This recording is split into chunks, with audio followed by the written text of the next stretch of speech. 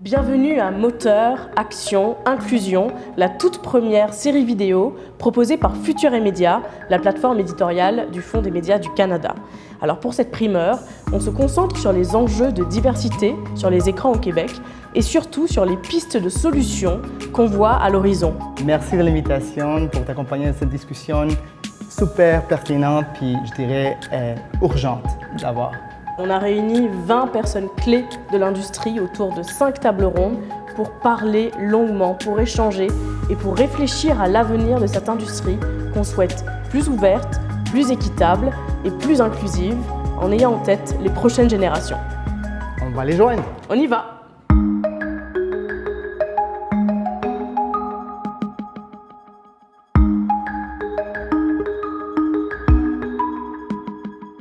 Dans cet épisode de Moteur, Action, Inclusion, nous allons à la rencontre de créateurs qui ont décidé d'investir en priorité les médias et espaces numériques pour réaliser et diffuser du contenu.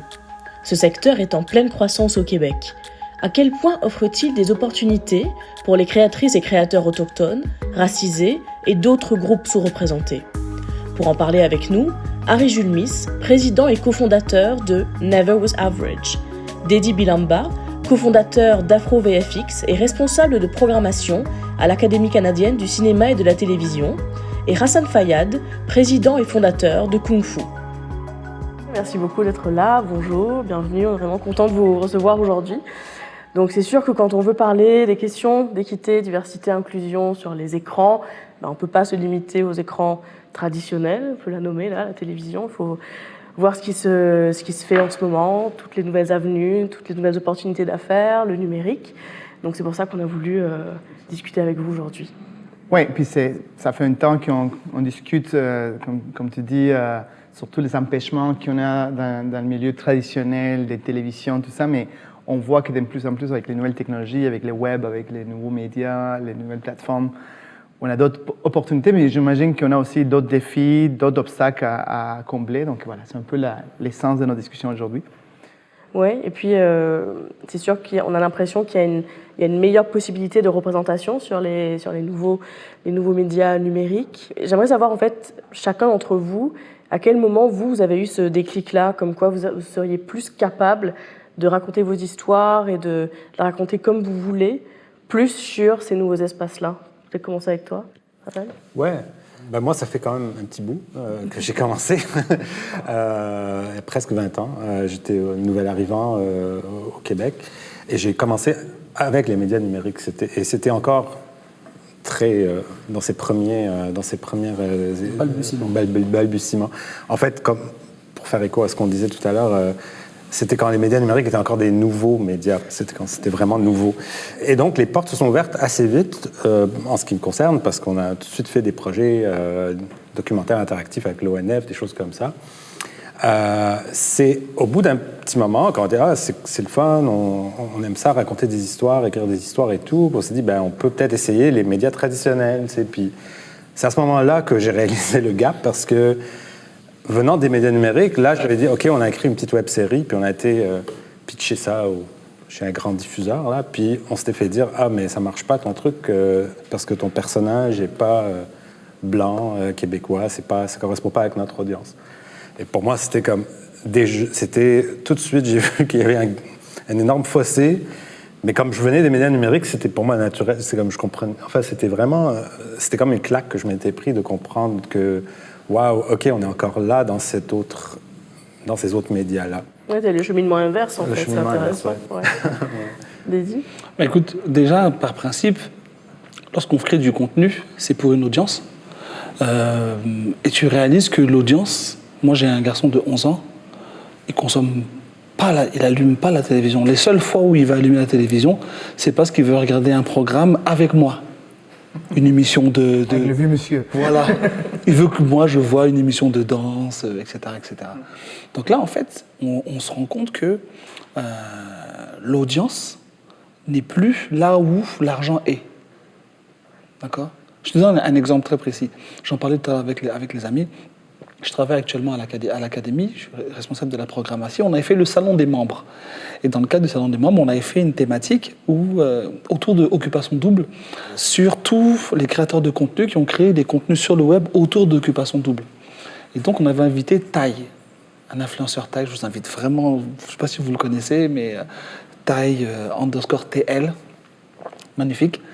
Et donc, il faisait partie des panélistes. Et comme il fait des vidéos, et que j'ai la chance à l'académie qu'on a une nouvelle équipe dont la DG Mara qui est super ouverte, je lui dis Mara, il faut qu'on le ramène cet influenceur au bureau et qu'il nous fasse une vidéo. Il a fait une vidéo qui en 3 semaines a un peu plus de 500 000 vues, et qui a été postée sur la page des Gémeaux. D'accord ? Ça veut dire que Tai, qui a fait une vidéo dans nos bureaux de l'académie, en tenant le Gémeaux, en faisant son personnage qui est un vieux haïtien, etc., il a fait plus d'interactions, commentaires, likes, vues, partages que tout le contenu de l'académie réuni depuis la création de la page Instagram. Tu comprends ? Ouais. Donc en vérité, j'ai l'impression que la question ne se pose plus. Et est-ce que toi, dans ton parcours, même au début, tu as eu un moment, un déclic où tu t'es dit « Ah, si je veux raconter telle ou telle chose, il faut que j'aille ailleurs ». Est-ce qu'il y a une anecdote particulière ou c'est juste un... Non, écoute, en général. Moi j'ai un petit parcours d'artiste slammer pour lequel je postais mes contenus sur YouTube, mais je regarde ça plus maintenant en tant qu'institutionnel qui essaie de voir quelles sont les mécaniques qui font que les artistes, par exemple, que Harry défend, pourraient s'exprimer. Ouais. Et Harry, justement ? Pour nous, c'est comme il y a plusieurs facteurs qui rentrent en jeu parce que, comme j'expliquais à Hassan, on est tombé dans l'industrie par comme accident. C'est notre créativité qui nous a amenés là. Parce qu'on travaillait sur une exposition, on a voulu raconter une histoire, puis ma partenaire qui s'appelle Joanna Chevalet, elle a eu l'idée de faire un documentaire, puis on a juste dit OK, sans même savoir ça prend quoi pour faire un documentaire, puis on l'a produit, puis le documentaire, on l'a réalisé par nous-mêmes, puis après ça, il a été sélectionné pour le prix de la relève à IRIDM. Il a fait le tour de plusieurs festivals autour du Canada. Il a été diffusé sur tout.tv et tout ça. Puis nous, on s'est dit comme, OK, c'est notre premier documentaire, on ne savait même pas ce qu'on faisait, puis ça a eu toute cette traction-là. Sur ça, c'était comme par accident qu'on est rentré dans la production. Depuis le début, pourquoi on a utilisé les réseaux sociaux pour diffuser notre contenu? C'était parce qu'on savait comme inconsciemment que comme l'industrie des médias, c'était pas pour nous, elle n'est pas conçue pour nous. Fait en tant que personne noire, comme quand tu crées, tu penses pas à dire OK, je vais créer un film ou je vais produire un film ou un contenu, puis je vais aller voir ces diffuseurs-là pour voir s'ils sont intéressés. Ton raisonnement fonctionne pas comme ça, à moins que comme tu as eu un parcours traditionnel où tu as été à l'école puis on t'a donné la structure de comment les choses sont faites. Mais ce n'était pas le cas pour nous. Puis nous, on s'est vraiment fié avec là où est-ce que nous, on regardait notre contenu. Comme Dédé a mentionné, nous, on ne regarde pas la télévision. Puis la télévision qu'on regarde, c'est des chaînes qui vont être à l'extérieur, qui vont présenter des contenus que nous, on trouve intéressants et pertinents. Puis la plupart du temps, ce n'est pas du contenu qu'on voit au Québec. C'est pour ça qu'on s'est vraiment pensé sur, OK, on va créer notre contenu, puis on va le diffuser là où est-ce qu'on consomme déjà, que ce soit YouTube, que ce soit Instagram, que ce soit différentes plateformes sur les réseaux sociaux. C'est comme si, à faire avec les réseaux sociaux, c'est des plateformes pour notre génération, on les utilise le mieux qu'on peut. Puis, c'est ça, si on voit les médias traditionnels, de votre point de vue, qu'est-ce qui se passe? Pourquoi cette média qui ne parle pas aux jeunes, qui passe à côté de plein de choses, de votre point de vue, c'est quoi? Qu'est-ce qui se passe? Pourquoi on a cette situation-là? C'est ça? Le plus vieux t'a dit je crois, les cheveux de la sagesse. Ouais. Mais il faut quand même, je pense, reconnaître qu'il y a quand même des choses qui ont changé. Ça fait pas, c'est pas entre quand moi je suis un peu rentré dans l'industrie et aujourd'hui, il y a beaucoup d'efforts comme c'était un peu regardé comme les médias numériques, l'inclusion, tout ça, c'était comme, OK, vous avez votre terrain de jeu, là, mais quand c'est à l'antenne des diffuseurs et tout, là, on garde, c'est comme une chasse gardée. Mais je pense quand même que dans les dernières années, il faut avouer qu'il y a eu quand même un effort. Je pense qu'il y a une prise de conscience, il y a des encouragements, il y a des politiques qui ont changé, qui ont encouragé plus d'inclusion. Il y a aussi, je pense aussi, c'est que les streamers, les YouTube et tout ça, on ils ont dû faire face à la réalité que les audiences ne les ont pas suivies. Et là, ils sont plus en rattrapage, en train d'essayer de rattraper les choses. Mais pourquoi on en est arrivé là, c'est une bonne question. Je pense que c'est générationnel. Il y a une génération qui n'a pas vu venir ça, qui croyait vraiment, par exemple, pour dire la télé, ou je veux dire les médias vus de façon plus traditionnelle, c'était quelque chose d'inébranlable, qui était là pour rester, qui peut pas, qui est assis sur tout un héritage, une façon de faire, et que ça ne pouvait pas bouger. Puis ils n'ont pas voulu vraiment écouter, parce que quand ceux qui, de ma génération, il y a 20 ans, commençaient à dire « Hey, il faut checker du côté numérique si on n'était pas très pris au sérieux. » là. Mais comme tu dis là, tu parlais des façons de faire et des générations. Ouais. Je pense que c'est... souvent, on aimerait trouver des méchantes personnes qui se réveillent en disant « Je vais bloquer tout le monde ». Des fois même, c'est... Avant même... Ça peut exister. mais avant même d'arriver à ces extrémités-là, il y a des réalités qui sont beaucoup plus... simple et puis question de confort et de manière de faire. Moi, par exemple, j'ai fait des études de publicité et je fais partie de la génération où il faut avoir fait il faut avoir eu une campagne dont il y a eu une grosse affiche dans la rue. Je fais partie de cette génération-là, moi, tu vois. J'ai fait des études, école de commerce, etc., business school. Et c'est vrai que moi, dans la manière dont, à l'époque où j'ai fait l'école, je suis rentré en agence et j'ai travaillé dans l'industrie, pour moi, réussir, c'est d'avoir sa campagne placardée partout dans la rue. Mais aujourd'hui, là, ceux qui sont à HEC aujourd'hui, là, c'est peut-être d'avoir une campagne virale sur Instagram avec un co-branding et puis avoir sa campagne de pub où tu vas aller sur Fortnite, etc. J'ai l'impression que dans la télévision, on est encore dans cette génération, dans ce mode de fonctionnement-là. J'ai mon contenu, j'ai mon calcul de l'audience, j'ai ma fameuse ménagère de moins de 50 ans qui certainement a 108 ans aujourd'hui. Tu vois, j'ai mes mêmes annonceurs qui travaillent, je sais pas, moi, IGA, Métro, qui m'achètent de la pub parce que c'est ce qui lui parle. Il suffirait, c'est pas juste une question de génération, on remplace du jour au lendemain parce que tu peux changer les gens, mais la manière de faire peut rester, la culture peut rester. Mais dès l'instant où tu auras une génération de personnes qui achètent de la publicité, qui va comprendre que Taille fait plus d'audience que certaines émissions. Faut que j'aille mettre de l'argent là-bas. La vapeur va commencer à changer. Mais comme aujourd'hui, les gens qui sont sur les chaînes, dans le modèle économique des annonceurs, continuent à recevoir, peut-être moins, mais continuent à recevoir de la publicité des mêmes annonceurs, et que ces annonceurs-là, eux, ce qu'ils aiment, c'est voir leur pub à la télévision ou autour des Canadiens, tu vois, de la reine des Canadiens, bon, ça va rester comme ça. Donc c'est ça. Donc on peut dire que le commercial dicte beaucoup, et surtout dans les nouveaux médias, dans les médias interactifs, il a une certaine liberté, puis un contact plus direct avec les publics, puis le commerce un peu en guillemets numérique. Je sais pas, je lance un peu l'idée. Je suis d'accord avec ce qu'il vient de dire. Je crois aussi que comme une des plus grosses barrières, puis qu'est-ce qui nous a amenés ici, c'est le monopole médiatique. Parce que je pense que, comme il a mentionné Dédi, c'est difficile d'être innovant. C'est difficile de s'adapter. C'est facile de faire ce que tu as fait depuis les 10 dernières années, les 20 dernières années. Puis quand le système est presque entièrement financé par l'État, ça fait en sorte que tu n'as pas la nécessité de compétitionner parce que tu as le monopole. Mais si tu enlèves ces choses-là, puis là, maintenant, on compare contenu versus contenu. Là, maintenant, tu vas être porté à dire, OK, laisse-moi m'assurer que je peux produire du contenu de qualité année après année. Puis ça va te forcer à aller diversifier ton contenu puis l'adapter avec l'audience de ta population. Puis je pense que c'est un peu ça qui a manqué un peu dans l'équation, c'est le contenu n'est pas adapté à la population. En fait, le lien est plus direct, en fait. Tu dis, sur les formats numériques, le lien entre l'audience et ce que tu produis. Parce que comme en ligne, si ton contenu ne résonne pas, tu as zéro audience. ton truc va jamais être viral. Ouais. Tu comprends? Ou est-ce que, comme, dans notre société présentement, l'ancienne génération est déjà programmée à se mettre devant une télévision, puis l'allumer, puis attendre de recevoir du contenu.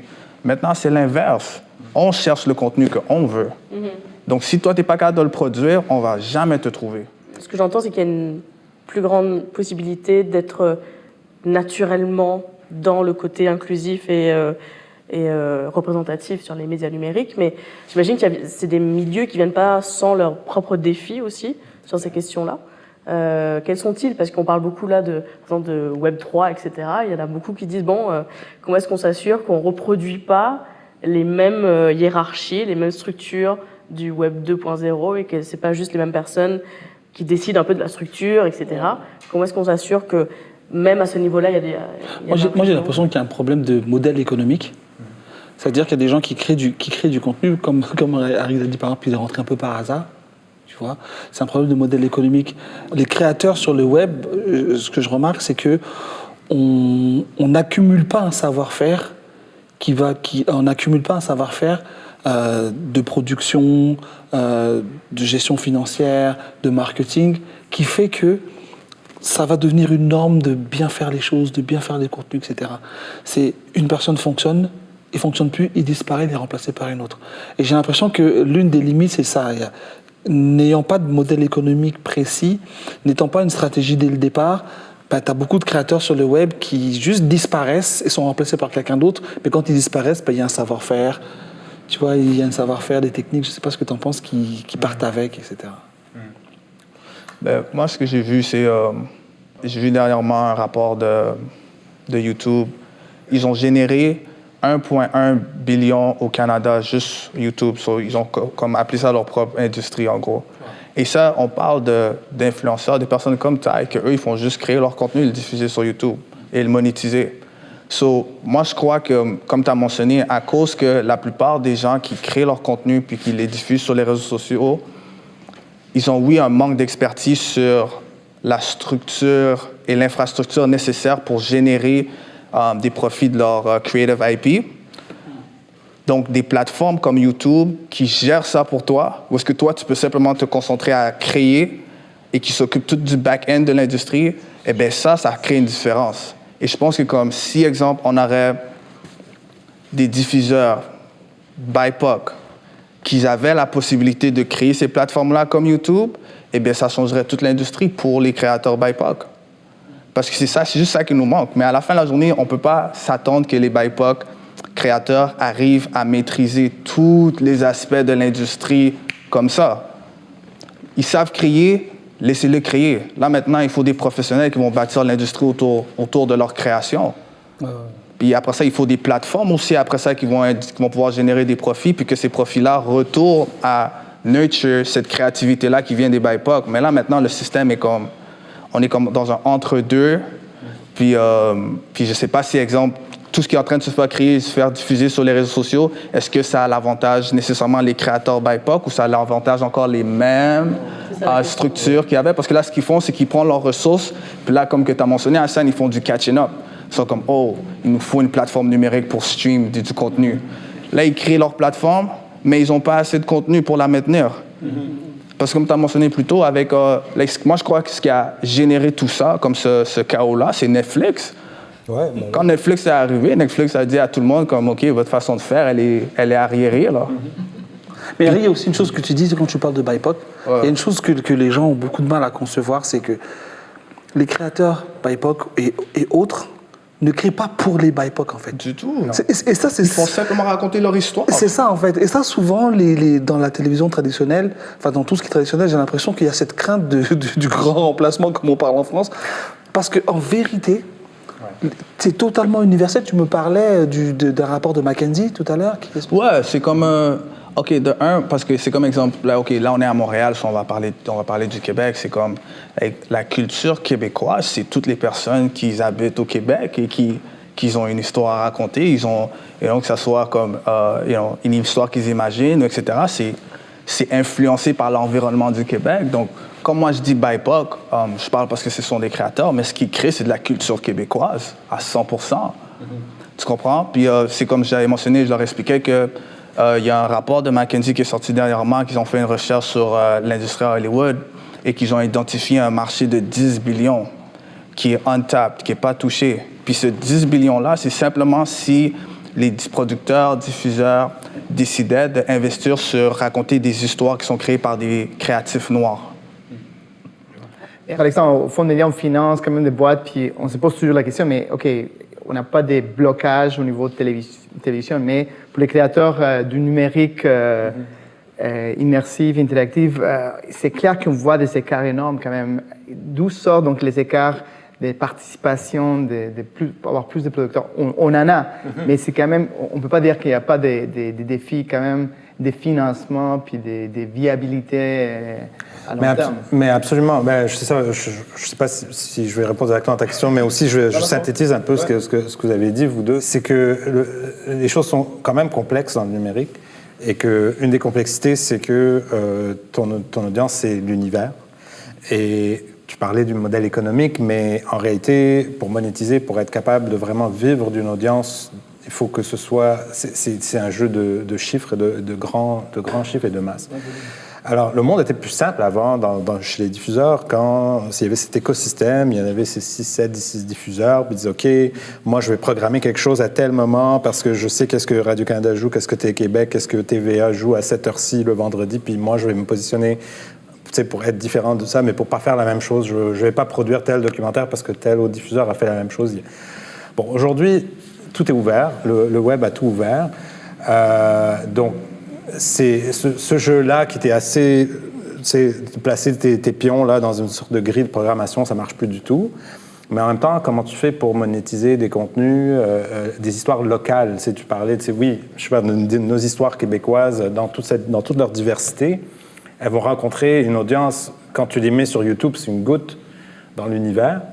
Et est-ce que tu peux vraiment monétiser ça sans un support comme des institutions ici qui financent le contenu? Parce qu'on est un petit marché, toutes nos histoires n'ont pas nécessairement ce reach global. Il y a des histoires qui peuvent toucher le monde entier, mais il y a des histoires qui méritent d'être racontées, qui sont propres à la société d'où elles sortent. Et ces histoires-là, comment on va les produire sans appui d'institutions? Je suis curieux de savoir, vous, au FMC, comment vous appréhendez les GAFA, les YouTube, les Instagram, comment vous appréhendez ces médias-là qui sont des médias maintenant? Oui, mais c'est ça, mais on tombe souvent dans la discussion existentielle sur la propriété intellectuelle. Qu'est-ce qui est canadien? C'est quoi le contenu canadien? C'est une discussion qui a plein de débats actuellement, parce que avant c'était relativement facile, mais c'était un piège aussi. C'est pour ça qu'on a fini un peu, Aujourd'hui, c'est remettre en question qu'est-ce qui est canadien, puis est-ce qu'il y a quelque chose qui est financé, puis où la propriété intellectuelle, de façon officieuse, appartient à un GAFA et canadien toujours. C'est des questions qu'il faut faire face. Qu'est-ce qu'ils pensent les producteurs, productrices? Qu'est-ce qu'ils pensent les chaînes télé, les plateformes d'ici? Et donc, on est en pleine discussion sur ça. Mais c'est clair que c'est incontournable qu'on va passer... aujourd'hui, pas être sur ces streamers, on passe à côté des plateformes universelles internationales avec tous les pièges qu'on a dedans. Donc, c'est pas évident. Actuellement, on est très protectionniste. Puis on revient à ça, la question. Le système est fermé parce qu'il est protectionniste. Le système québécois, j'aimerais discuter ça parce que c'est clair qu'ici, on passe souvent protectionnisme de la langue. Et souvent, on voit que protéger les Français est quasiment en contradiction avec tous les discours de diversité. Il a un peu cette contradiction-là. Donc, j'aimerais vous entendre aussi sur ça.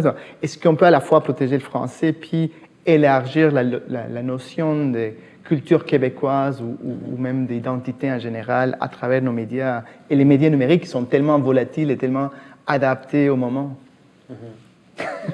Comme moi, j'en ai à dire sur la langue, mais on en a parlé un peu comme tout à l'heure.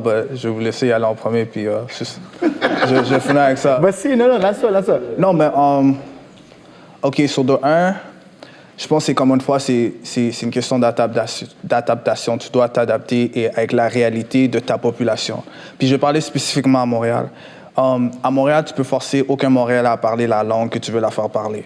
Tu peux imposer toutes les lois au monde que tu veux. À la fin de la journée, le problème, c'est un problème culturel. Parce que si tu ne promouvois pas la culture québécoise dans son entièreté, ta population ne va pas se sentir reflétée à travers cette culture-là. Et elle va aller se chercher à se retrouver ailleurs.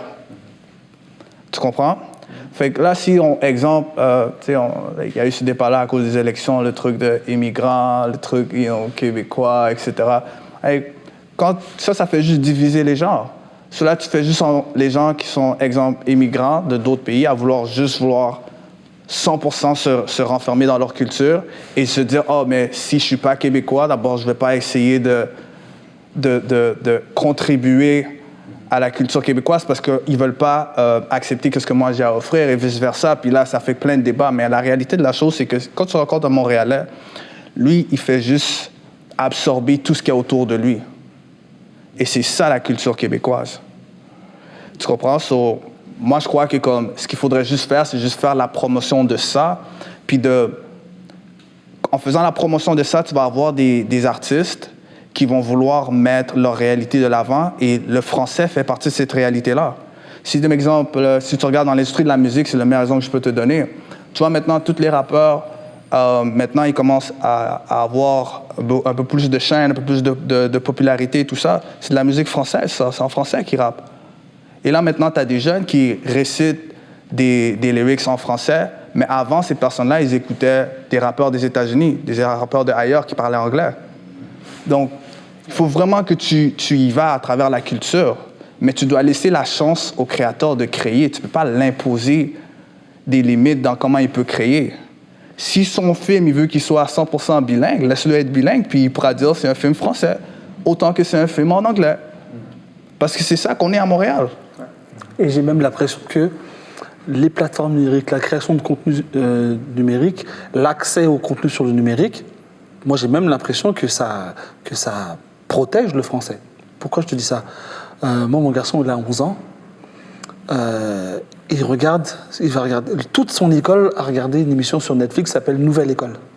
C'est une émission de rap en France, d'accord?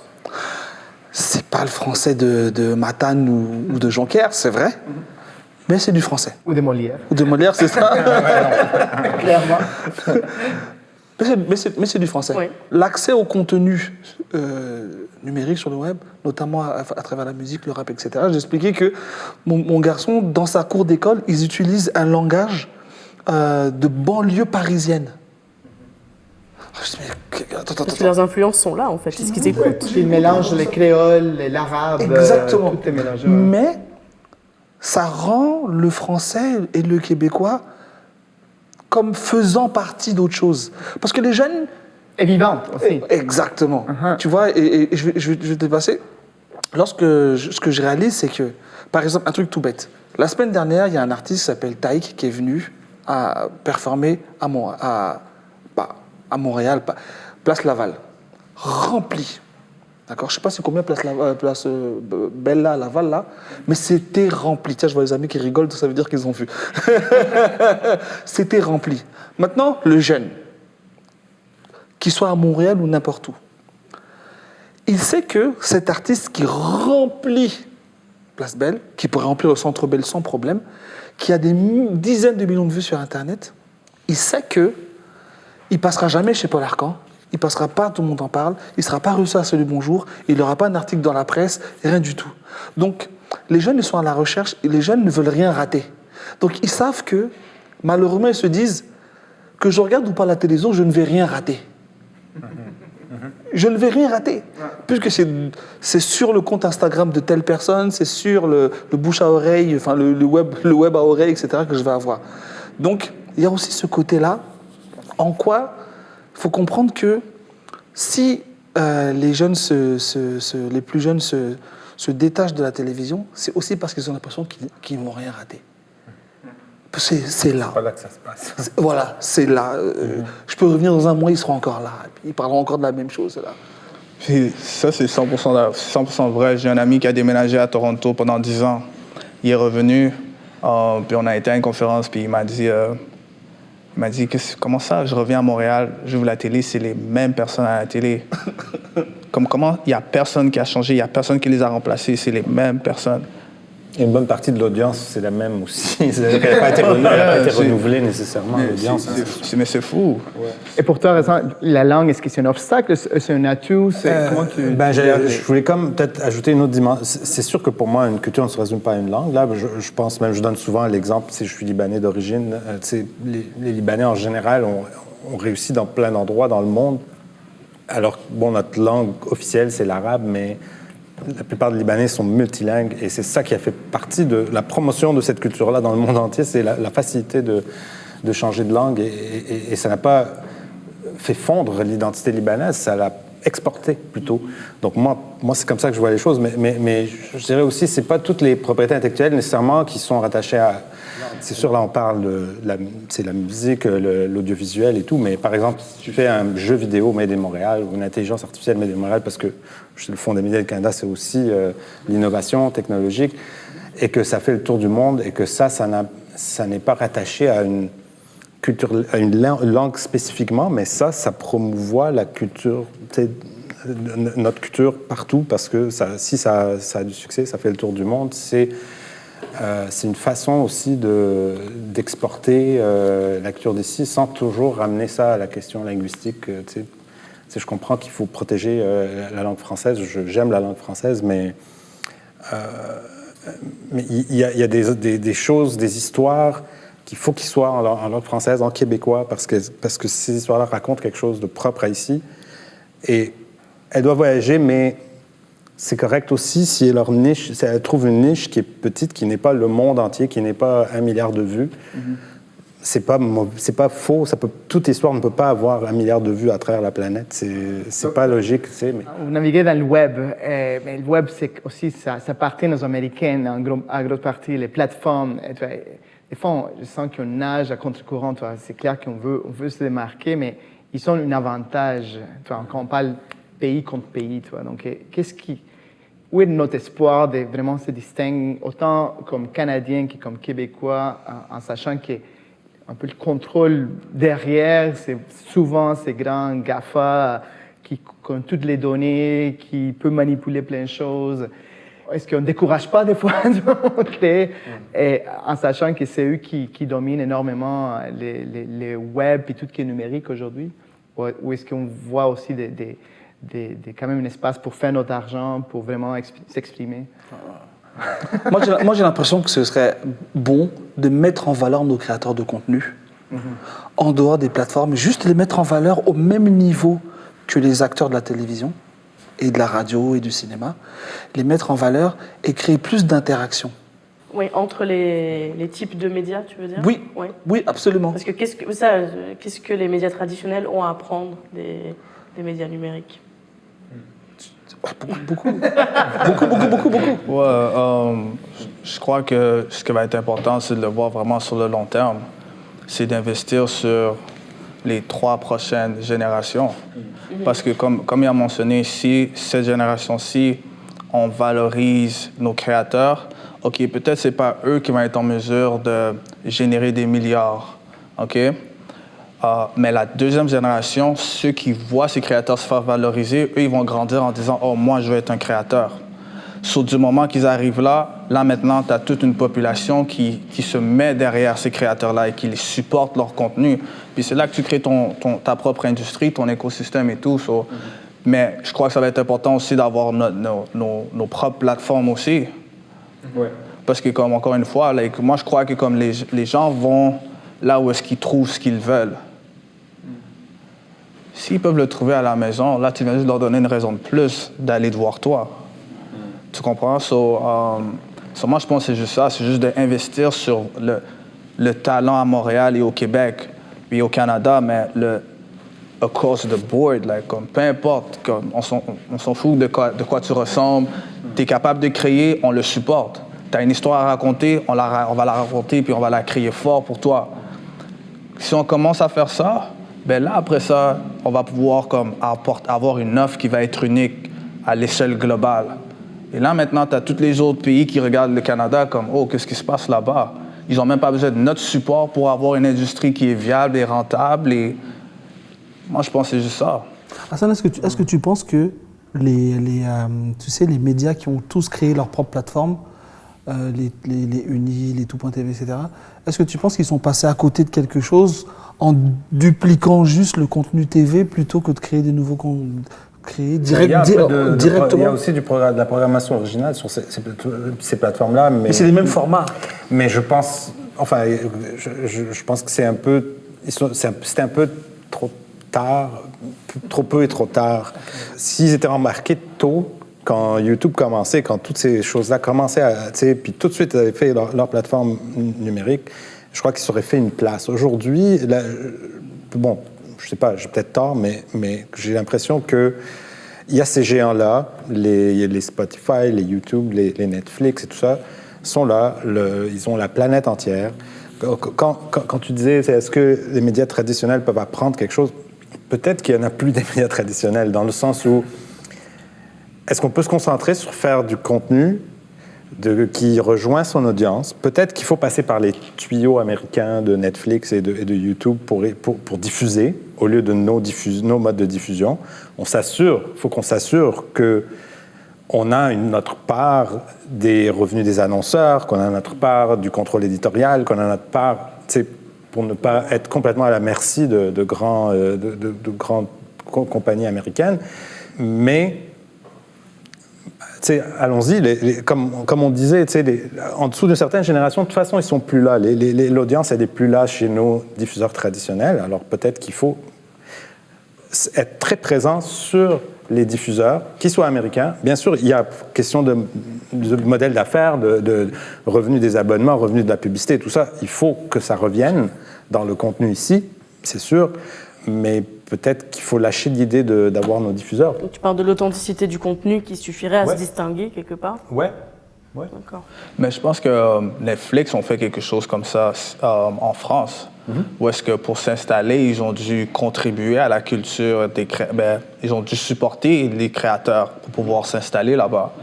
Donc peut-être c'est un modèle que nous, on devrait avoir ici aussi, c'est que si ces grandes plateformes-là, ces grands joueurs de l'extérieur, vous venez ici prendre notre audience, vous allez devoir investir sur nos créateurs. Ouais, et ce qui est intéressant dans ce que tu dis, sans toujours comparer les pays, par exemple, la France, c'est le deuxième marché du rap au monde. Mais dans la télévision traditionnelle, il n'y a pas du tout d'émission de rap. Oui, tu ne l'aurais pas su. Ouais. D'accord. C'est-à-dire que c'est le deuxième marché au monde, mais il n'y a pas du tout d'émission de rap à la télévision. La seule émission de rap depuis les années 80, c'est La Nouvelle École sur Netflix. Donc, ça se demandait si c'est fait exprès. Tu comprends? Les chiffres sont là, l'audience est là, les ventes de streams, les ventes de vues, tout est là.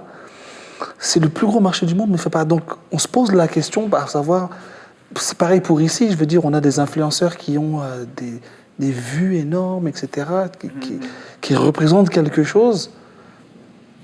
Mais moi, je pense que tu as déjà répondu à ta question un peu plus tôt. Tu as déjà répondu. C'est vraiment parce qu'il y a un clash de culture, il y a un clash générationnel. Tu comprends? Pourquoi c'est pas à la télévision? Parce que souvent, il y a des personnes qui jugent ça comme étant pas la culture française et que ça n'a pas sa place à la télé. Et ils veulent pas que ça se propage.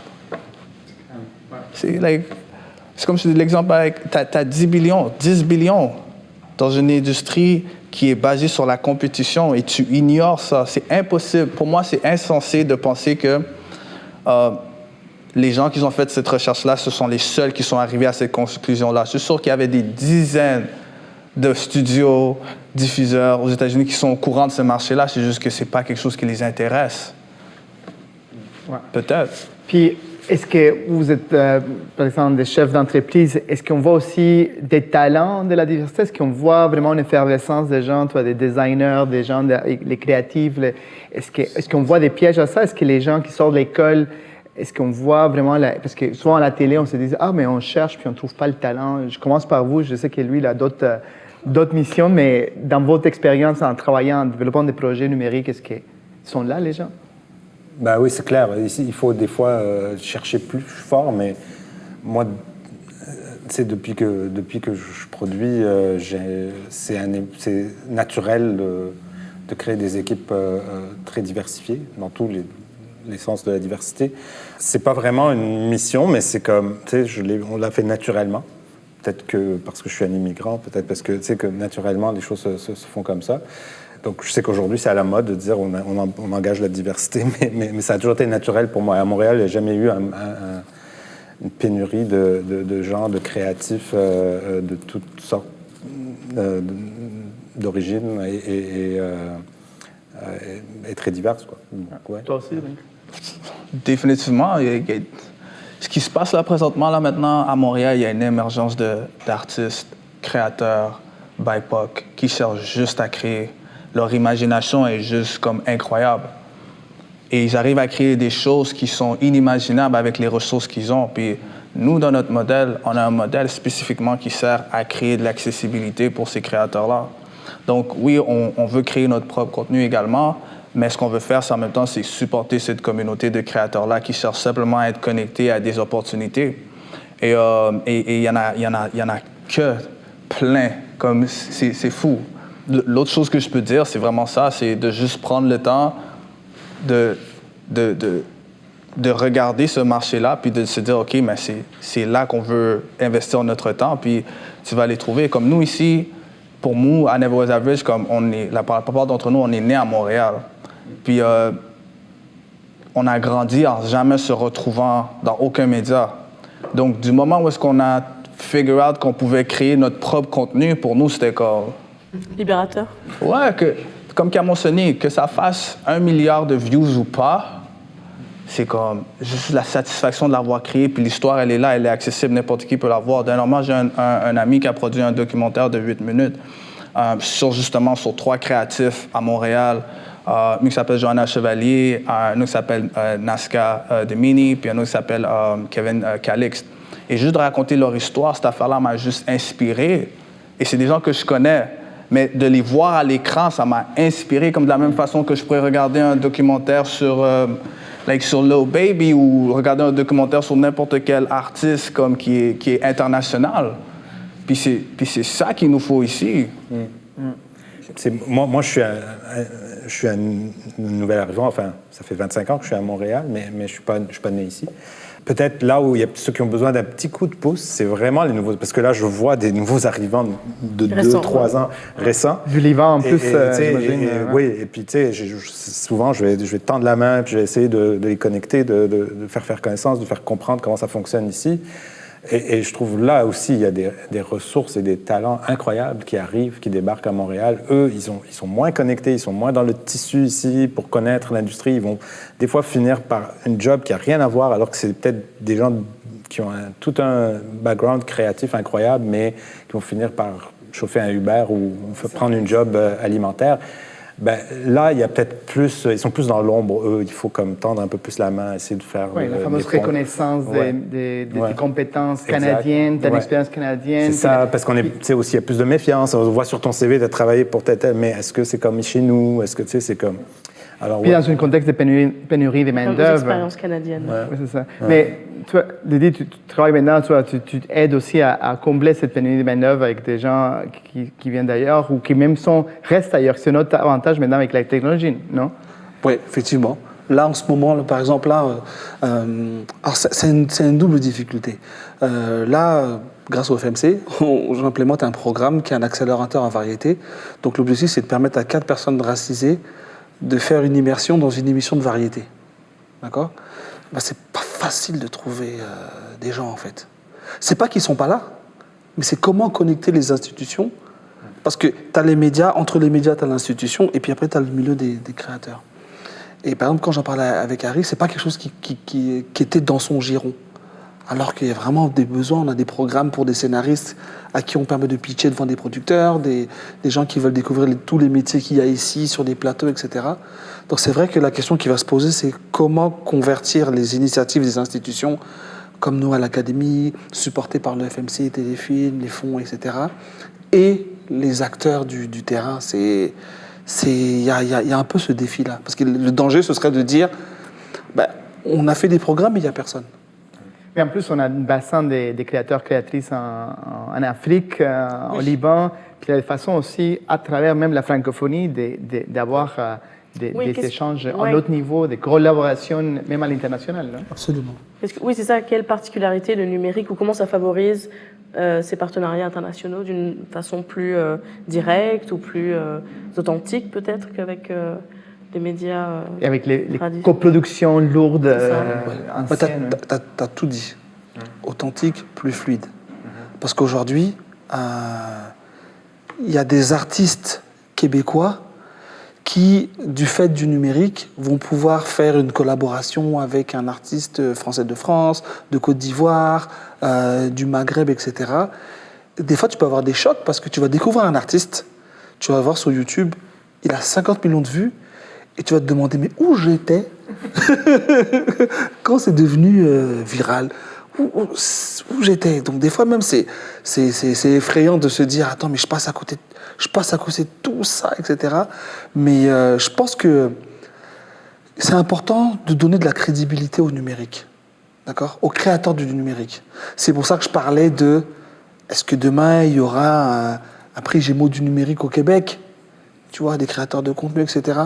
Vraiment, c'est donner de la crédibilité. Et veut pas, aujourd'hui, cette crédibilité, elle vient des opérateurs qui sont installés, entre guillemets. Donc il y a ça. Il y a aussi le fait de permettre à ces créateurs de se rapprocher de modèles économiques qui vont permettre de pérenniser tout ça. Et puis, pour moi, je pense aussi qu'il y a une collaboration qu'on ne doit surtout pas perdre, parce que souvent, on a tendance à opposer télévision traditionnelle et puis créateurs de contenu. Nos créateurs de contenu, d'accord, auraient forcément à gagner, à travailler avec un DOP d'une vraie émission de télévision. Enfin, d'une vraie émission. Tu vois. Et je réflexe. C'est vrai, tu vois. Un créateur de contenu qui fait son petit show dans son salon, etc. Lui, ce qui fonctionne, c'est que c'est vrai que son audience n'a pas besoin de tout le décorum. C'est son personnage, c'est son univers, etc. Mais ce que j'aimerais que la télévision traditionnelle comprenne, c'est qu'elle a tout intérêt à transférer, partager cette expertise, parce que le contenu sera tellement bon, ce qui fait que tu prends une série comme Squid Game, la série coréenne, que ça se passe en Corée ou quoi, c'est bon. Les acteurs, les images, les VFX, c'est bon. Donc, la compétence, elle est dans la compétence technique, hein, tu vois, de lumière, de prise de vue, etc. Elle est dans les télévisions traditionnelles. Dans la création de contenu sur le web, cette compétence, elle existe, mais chez les créateurs de clips vidéo, souvent. Tu vois, souvent, c'est chez les créateurs de clips vidéo. Souvent, les personnes... Nous, l'accélérateur en variété qu'on est en train de faire, là, grâce au FMC... On peut pas la pub de gars, mais c'est bon, merci quand même. Tu vois, je parlais de modèle économique. Ben, la plupart des candidats qu'on reçoit viennent du clip vidéo. Donc, une fois qu'on a dit ça, est-ce qu'il y a une mécanique à mettre en place pour créer une avenue, sans dire que la finalité, c'est forcément de la télévision, mais la compétence est là. Quand tu as des gens qui ont des années dans la lumière, dans le son, dans tout ça, ben forcément, ça va permettre aux gens qui sont dans l'univers que Harry gère, ben, de pouvoir possiblement avoir des meilleurs contenus et là, rayonner encore plus fort, quoi. Ouais. Et je vais revenir à quelque chose récent. On est considéré quand même la méca de l'interactif un peu à Montréal. On parle peu de ça des fois dans les autres médias, mais c'est une réalité. Qu'est-ce que ça prend donc pour assurer que cette vague de croissance, parce que je pense toujours dans une vague de croissance, intègre aussi, donc je parle spécifiquement interactive, jeux vidéo, VR, etc.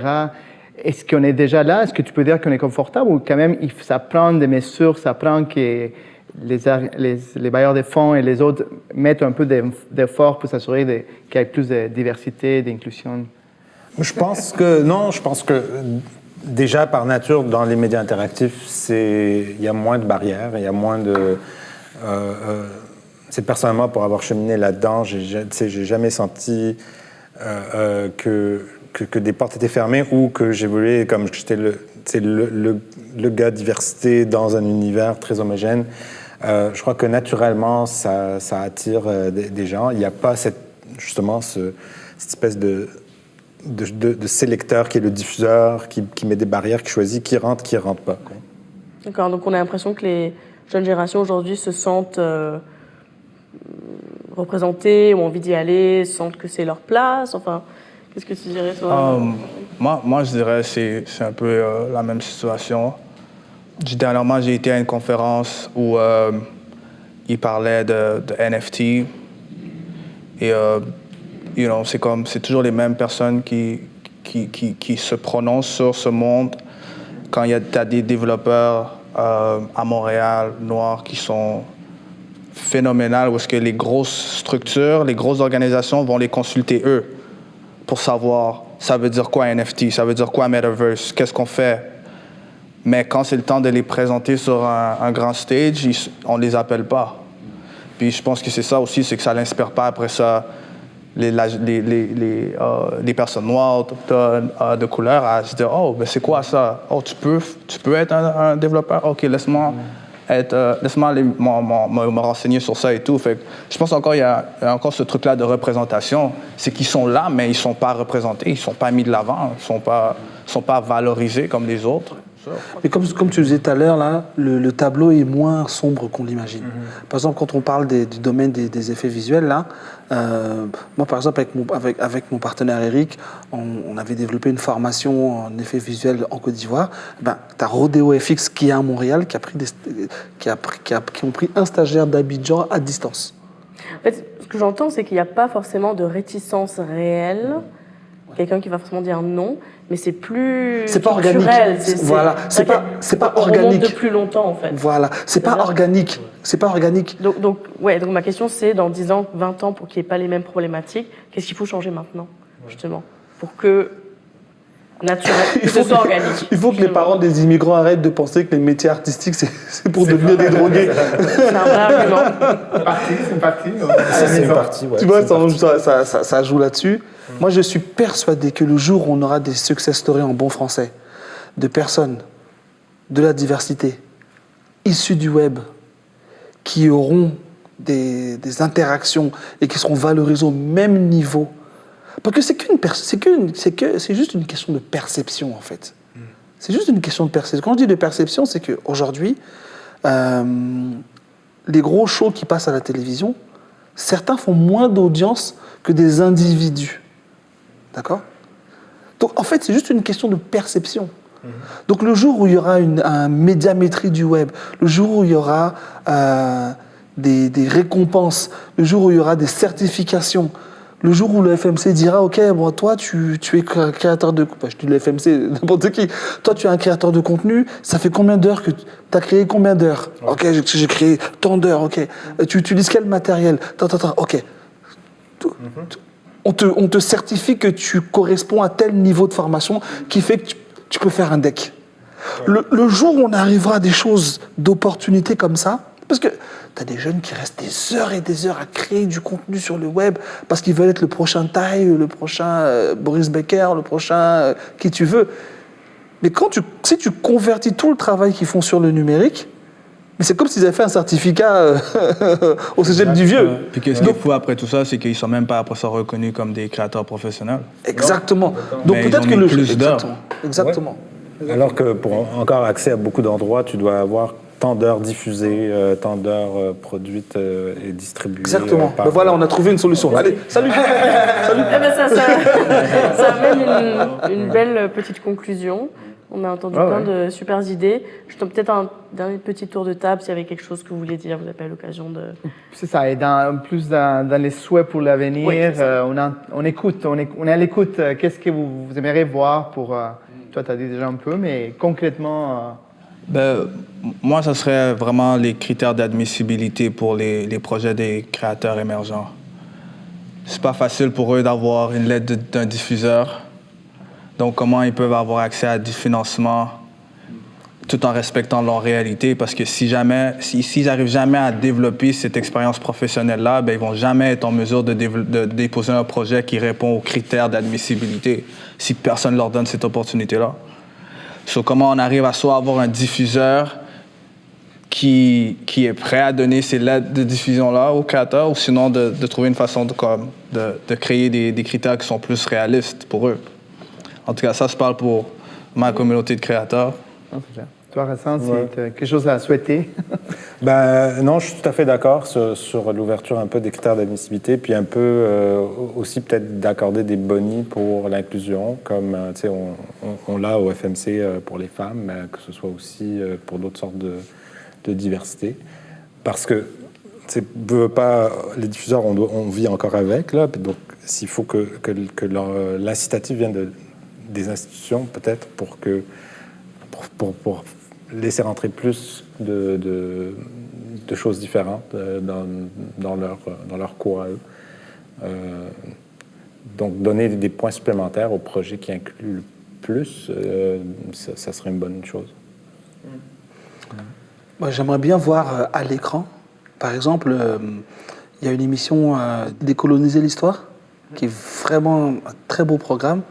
J'adorais voir des films tirés de ces histoires-là, d'histoires canadiennes, d'histoires québécoises. Mais juste un film, que ce soit plus parce qu'on veut adresser un sujet, non.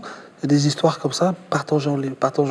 Et puis, c'est là, je veux dire, le public a découvert cette émission-là avec la communauté asiatique, avec le chemin de fer. Faisons-en des films. Voilà. Super. Ok, merci beaucoup. On ferme. Donc, merci beaucoup. Je pense qu'on a fait le tour, plus d'1 heure, mais super. Merci beaucoup. On aurait pu continuer. Merci à vous pour l'invitation.